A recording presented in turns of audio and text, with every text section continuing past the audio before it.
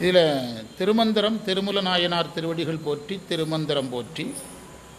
திருமந்திரத்தில் 9ஆம் தந்திரம் 4வது தலைப்பு ஒளி வகை மந்திர எண் 7. பொருள் எழுதுங்க. சிவன் எல்லா ஒளிகளுக்கும் மேலான ஒளி.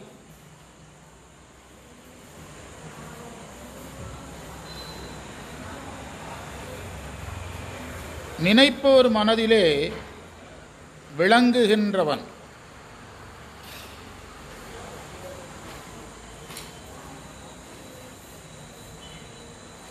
நினைப்பவர் உடம்பிலும் உயிர்ப்பாயிருப்பான் இருக்கும். நினைப்பவர் உடம்பிலும் உயிர்ப்பாயிருக்கின்ற வள்ளல் தன்மை உடையவன்.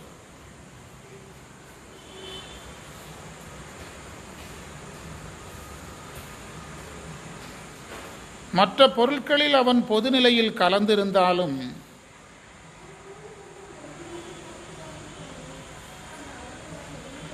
மின்னல் போல மறையக்கூடியவன்.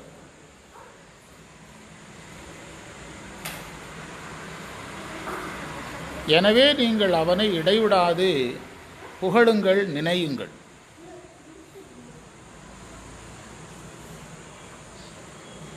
குறிப்புரை: புகழ்ந்தால் நினைத்தால் உங்கள் உள்ளத்தில் விளங்குவான் என்பதும்,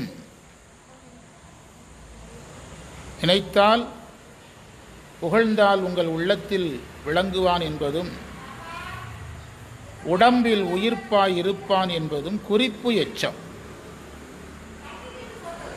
சித்தாந்த விளக்கத்தில் குறிப்பெச்சம் அடிக்கடி வரும். இதுதான் குறிப்பு. இதுக்கு பேர் தான் குறிப்பெச்சம்.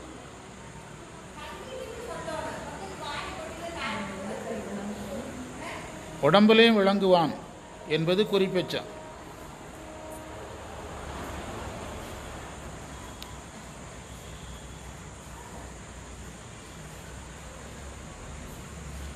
முடிவுரை: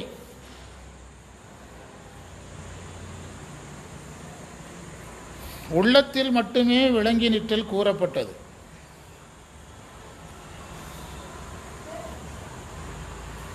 இதுதான் அப்பர் சுவாமிகள் அகவிளக்குங்கிறார். பல்லக விளக்கது, இல்லக விளக்கது, இருள் கெடுப்பது, சொல்லக விளக்கதுங்கிறார்கள். அல்லது அகங்கிற வார்த்தை ஏன் வருதுன்னு பார்த்தோம்னா புரிஞ்சிடும்.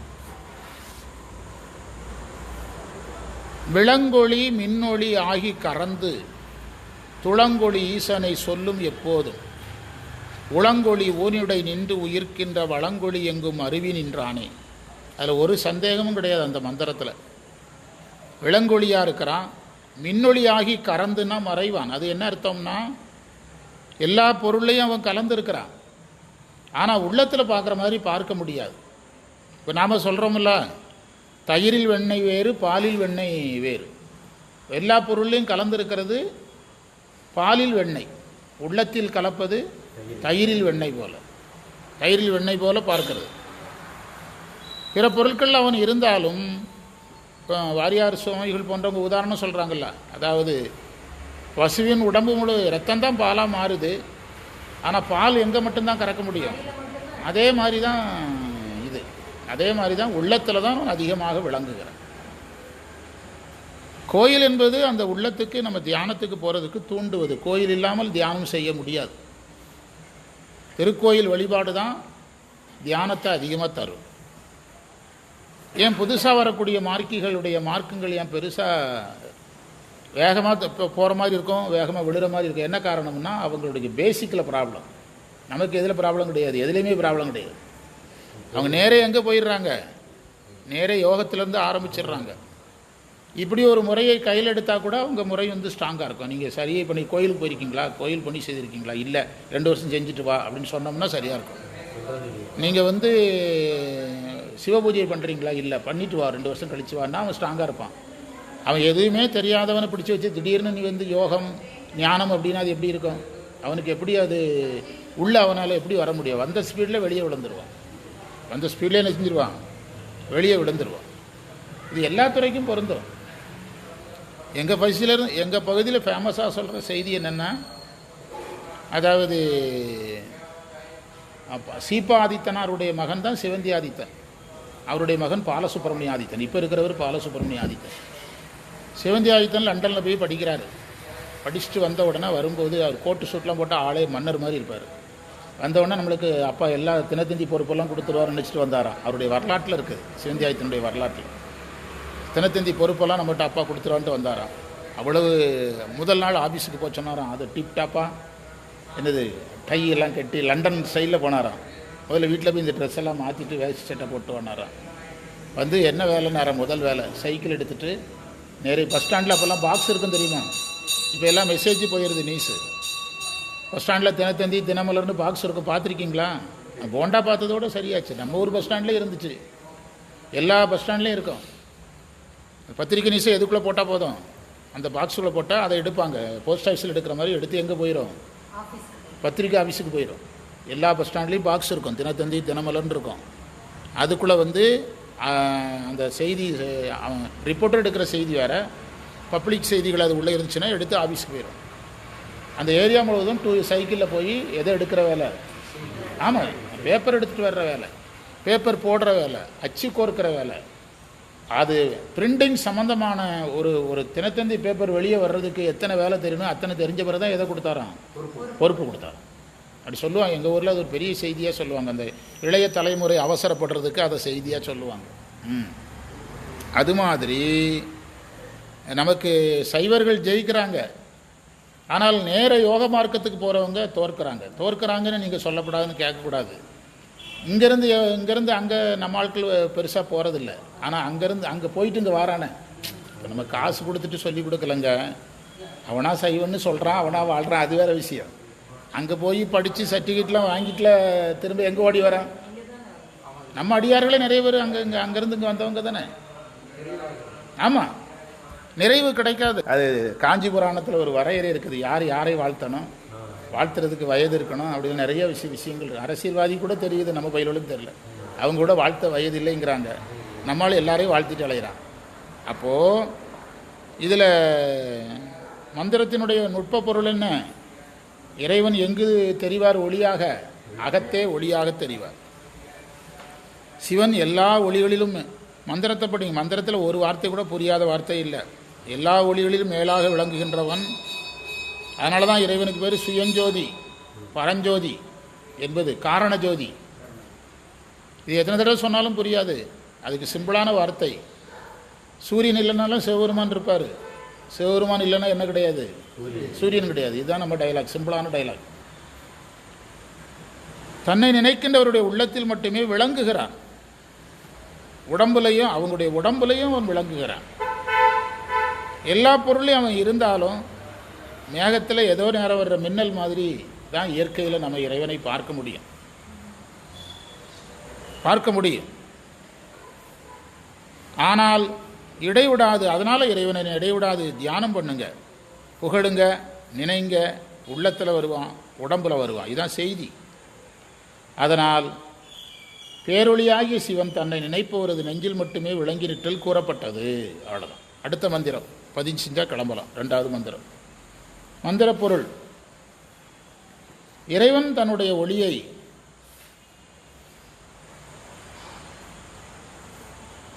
ஆணவ இருளையும் கெடுக்கக்கூடியதாக கொண்டுள்ளான். எல்லா ஒளியும் புற இருளை நீக்கும், இறைவன் ஒளி எதை நீக்கும், ஆணவமல இருளை நீக்கும்.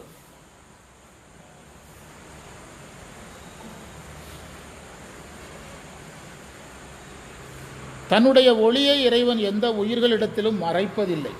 மறையான், இப்போ புரியுதா, மறையான். பாருங்க, இந்த இடத்துல சிவன் தன்னுடைய ஒளியை எந்த உயிரிடத்திலும் மறைப்பதில்லை.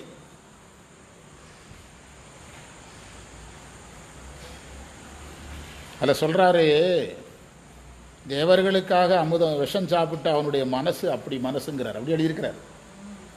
தேவர்களுக்காக விஷம் சாப்பிட்டு அவனுடைய மனசு அவ்வளவு நல்ல மனசுங்கிறார். பெற்றோர் கூட சில விஷயங்கள் நம்மகிட்ட மறைப்பாங்க, கையில் காசை வச்சுக்கிட்டு இல்லைம்பாங்க, அப்படி தானே சார்? நம்ம அதை செலவு வேஸ்ட் பண்ணிடுவோங்கிறதுக்காக மறைப்பாங்க. பெற்றோர் கூட எல்லா விஷயங்களையும் சொல்ல மாட்டாங்க. பேங்கில் எவ்வளவு பணம் இருக்குது, எவ்வளோ இருக்குது, அதில் சில விஷயங்களை விரயம் பண்ணிடுவான், அழிச்சிருவான்ட்டு. ஆனால் சிவபெருமான் வெகுளியாக என்ன செய்கிறாராம், எல்லாத்தையும் மறைக்காமல் சொல்கிறாருங்கிற. அப்படிலாம் செய்வாங்க. அது பெற்றோர் மானிடர்கள் தானே, மானிட இயல்பில் அது வந்துடும். அவங்களுக்கு வினை இருக்குல்ல, அவங்களுக்கு வினை இருக்குல்ல, வினை அவங்கள அப்படி தூண்டும். வினை அவங்களும் வினைக்கு உட்பட்டவங்க தானே. வினை அவங்கள ஒரு பிள்ளையை நேசிக்கவும் ஒரு பிள்ளையை நேசிக்க முடியாமையும் தூண்டும் அவங்களுக்கு. அது என்ன பண்ண முடியும்? அதாவது எங்கள் சகோதரி திருமணத்தோட என்னுடைய மனைவி நிறைய நகையை நாங்கள் இழந்தோம். ஆனால் கடைசியில் என்னாச்சுதுன்னா, எந்த தியாகமும் பண்ணாத என்னுடைய சகோதரர்களும் எங்கள் அப்பாட்ட நல்ல பிள்ளை ஆகிட்டானுவன். என் பேர் கட்டுது, என்னுடைய பேர் கெடுத்தானுங்க என்னுடைய பேரை. அதாவது எங்கள் சகோதரிக்கு திருமணம் நிச்சயம் பண்ணியாச்சு. எங்கள் பகுதியில் ஒரு கல்யாணம்னா எப்படியும் நம்மக்கிட்ட 100 பவுன் நகை அல்லது 100 பவுன் நகைக்கு ஈக்குவலாக ஏதாவது நம்மகிட்ட பொருள் இருந்தே ஆகணும். அப்போ எங்கள் அப்பா நான் லேண்டை விற்க போகிறேன், அதை வச்சு தான் கல்யாண இடத்துல காசு இல்லைங்கிறாரு. எங்கள் சகோதரர்கள்கிட்ட கேட்குறாரு, யாரும் கொடுக்க மாட்டேங்கானுங்க. லேண்டை விற்கிறதா சகோதரர்களுக்கு ஆசை வச்சு கல்யாணம் நடத்துகிறதா? சகோதரர்கள்னால் என்னுடைய கடைசி தம்பியை கழிச்சா என்னோட சேர்த்து, அவனுக்கு கல்யாணம் ஆகலை, என்னோட சேர்த்து 5 பேர். இந்த பணத்தை பகிர்ந்துக்கிடணும் அல்லது சொத்தை விற்கணும். சொத்தையும் விற்க விட மாட்டேங்கிறானுங்க, பணமும் தர மாட்டேங்கிறானுங்க. அவங்க வீட்டில் 40-50 பொண்ணாக அவங்க கையில் கேஷாக வச்சுருக்காங்க, பணமாக வச்சுருக்காங்க. எங்கள் பகுதியில் நகை யாரும் அவ்வளோ சூழலை அடிக்க மாட்டாங்க. அப்போ கடைசியில் என்னாச்சுது, யாருமே அசையலை. கடைசியில் நான் எங்கள் ஃபேமிலியில் ஒரு பெரிய நடுவர் ஒருத்தர் உண்டு, ஒரு பெரியவர். இந்த ஒய்யூரி சுமிலிங்க சுவாமி கோயிலுக்கு வந்திருக்கீங்கல்ல, அந்த கோயில் தர்மகர்த்தா குடும்பத்தை சேர்ந்தவர், எங்கள் உறவினர். அந்த கோயில் தர்மகர்த்தா எங்கள் உறவினர் தான். அவரை வச்சு நடுவர் பண்ணுறோம். அவர் நடுவர் தானே பண்ண முடியும், நான் பணம் தாரேன்னு சொல்ல மாட்டார்ல. அப்போ என்னப்பா செய்கிறதுனாரு. நான் எந்திரிச்சேன், நானும் அதில் பஞ்சாயத்தில் இருக்கேனல்ல. என்னுடைய மனைவி நகையை போட்டு தங்கச்சி கல்யாணத்தை நடத்துகிறேன். கல்யாணம் முடிஞ்ச பிறகு குறிப்பிட்ட டைம் நீங்கள் பணத்தை கொடுத்துக்கலாம் அல்லது பணத்துக்கு சமமான சொத்தை விற்றுருவாங்க, எந்திரிங்க போகலான்ட்டு. பெரிய ஆட்களோட மேலே பேசுவேன். இப்போ தெளிவாக இருக்கிறானே அப்படின்னாரு அவர். எங்கள் குடும்பத்தில் அவர் மீறி எவனுமே பேச மாட்டான். நான் எந்திரிச்சேன், என் மனைவி நகையை போட்டு கல்யாணம் நடக்குது, கல்யாணம் வரைக்கும் சொத்து பிரச்சனை எதுவும் கிடையாது, கல்யாணத்தை முடிக்கிறோம். முடித்த பிறகு அப்பா ஒரு பையன் சைடில் 20 பவுன் நகை வருதுன்னா 20 பவுனுக்கு சொத்தை விற்பார், அல்லது நீ 20 பவுன் நகையை கொடுத்துரு அவர்கிட்ட. நான் அதை போட்டதுக்கு பதிலாக நான் என்ன செய்கிறேன், அவர்கிட்ட வாங்கிடுறேன் அப்படின்னு பஞ்சாயத்து உடனடியாக பஞ்சாயத்து முடிஞ்சிட்டு. அதுக்கு என்ன செஞ்சாருங்கன்னா, எங்கள் அப்பா ஒரு டைம் வச்சார், ஒரு டைம் வச்சார். கவுண்டிங் பங்கல்ல கவுண்டவுன் டைம் ஒன்று வச்சார். இது 30 நாள் பணத்தோடவா நகையோடவா இதை சொத்தை வைக்கிறனாரு. எல்லோரும் வந்துட்டானு, நகையோட எல்லோரும் கொடுத்துட்டானுங்க, எல்லாருமே கொடுத்துட்டான். அதுக்கு பிறகு எல்லோரும் கொடுத்தோடனே சொத்தை பிரிக்கணும்ல. சொத்துக்கு நடுவர் யார்? இதில் கொடுமை என்னன்னா, எனக்கு மேலே 3 பேர் நடுவர். நான் அதில் தியாகியாக நின்னேன், நடுவராக நின்னோம். கடைசியில் என்னுடைய மனைவி ரொம்ப விரும்பக்கூடிய நகையெல்லாம் அதில் முங்கிட்டு, என்னுடைய நகை சொன்ன வாக்குனால அந்த அளவுக்கு நகை டேலி ஆகலை. அப்போ நான் என்னுடைய மனைவி நகையை போட வேண்டியதாயிற்று. அந்த சூழல் ரொம்ப பயங்கரமான சூழல், போட வேண்டிய சூழல். எங்கள் திசை நுழைன்னு எங்கள் ஊர் பக்கம் ஒரு ஊர் இருக்குது, அந்த ஊர் வழியாக நான் நடந்து போய்ட்டுருக்கேன். எங்கள் அப்பா எனக்கு எதிராக வர்றார். என்னங்கிறேன், இந்த மாதிரி நகைக்கெல்லாம் பணம் சரியாக சேரலப்பா, அதனால் அம்மாவுடைய தாலியை அடகு வைக்க போகிறேன், நகையை அழிக்க போகிறேன், அடகு வைக்க போகிறேன் ஏதோ சொன்னார். நீங்கள் வீட்டுக்கு போங்க, நான் ஏற்பாடு பண்ணிவிடுறேன்னு சொல்லி லட்சுமியுடைய நகையை கொண்டு கொடுத்து, ஒத்த செயின் வாங்க கிராமங்களில் அந்த நகையை கொண்டு கொடுத்து கல்யாணத்தை நடத்தணும். எல்லாம் நடந்தது, எல்லாம் சிறப்பாக நடந்தது. கடைசியில் யார் பேர் கெட்டது? அவனுங்கெல்லாம் நல்லபடி ஆகிட்டானு, என்னுடைய பேர் கெடுத்துட்டானுங்க.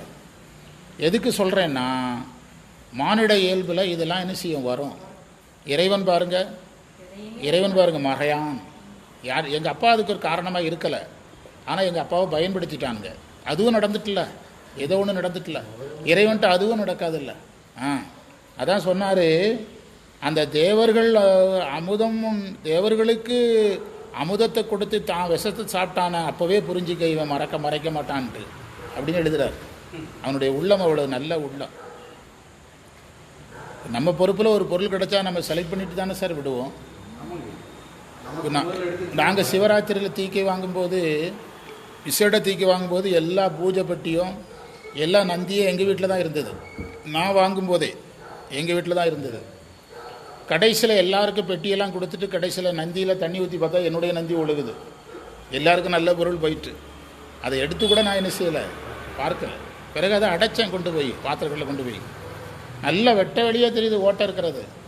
நான் விவரமாக என்ன செஞ்சுருக்கலாம், அதை அந்த புத்தியெல்லாம் நமக்கு இறைவன் கொடுக்கல. அதனால தான் சாமி நம்மளை இந்த அளவுக்கு அது நல்லா வச்சுருக்காரு. அதை இதில் பார்க்குறோம். இதில் திருவருட்பயன் 23வது மந்திரத்தை போட்டிருக்காங்க. சூப்பர் மந்திரம். ஒருவருளும் காட்டாது இருள், உருவங்காட்டும் இருவருளும் காட்டாது இது. இப்போ சித்தாந்தம் தெரியாதவன் இந்த மந்திரத்துக்கு எப்படி பொருள் சொல்லுவான்? சைவ சித்தாந்தம் தெரியாதவங்க திருமந்திரம் பேசவே முடியும். ஆமாம், இந்த மந்திரத்தில் துயங்குதல்னா மெலிதல்.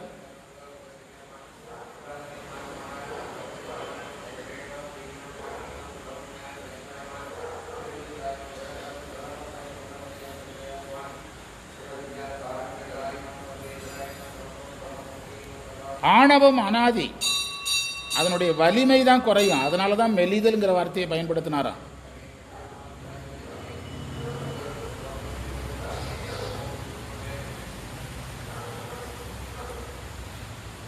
நீத்தல் விண்ணப்பம் 50. சிற்றுயிர்க்கு இறங்கி காய்ச்சின அமுதம் உண்டா, அதே அவருடைய மறைக்காத தன்மைன்னு சொல்லலாம். அவர் என்ன சொல்லியிருக்கலாம்? அமுதத்தை ஒழிச்சு வச்சுட்டு கிடைச்சதே இந்த விஷம் மட்டும் தப்பா ஆளு கொஞ்சமாக சாப்பிட்டு செத்துடலாம்னு சொல்லியிருக்கலாம். ஆனால் என்ன சொல்கிறாரு? அமுதத்தை ஒழிச்சு வச்சுட்டு இவ்வளோதான் கிடைச்சதுப்பா, ஆளு கொஞ்சமாக சாப்பிட்டு செத்துருங்கன்னு சொல்லியிருக்கலாமே. ஆனால் அப்படி சொல்லலையே. டோட்டலாக அமுதம் முழுவதையும் தான் ஒரு ஆளே, விஷம் முழுவதையும் தான் ஒரு ஆள் சாப்பிட்டார். அமுதத்தை எல்லாருக்கும் என்ன செய்தார்? கொடுத்தார். ஏயர்கோன் கலிக்காம நாயினார் புராணத்தில் 286வது மந்திரத்தில் விண்ணாழ்வார் அமுதுண்ண மிக்க பெரு விடமுண்ட கண்ணாளா, அழகான வரிசை. விண்ணாழ்வார் அமுதுண்ண மிக்க பெரு விடமுண்ட கண்ணாளா.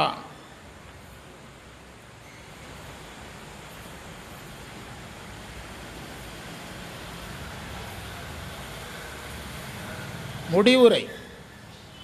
இறைவன் வலிய ஆணவ இருளை நீக்குகின்ற நுண்ணொளிங்கிறார்.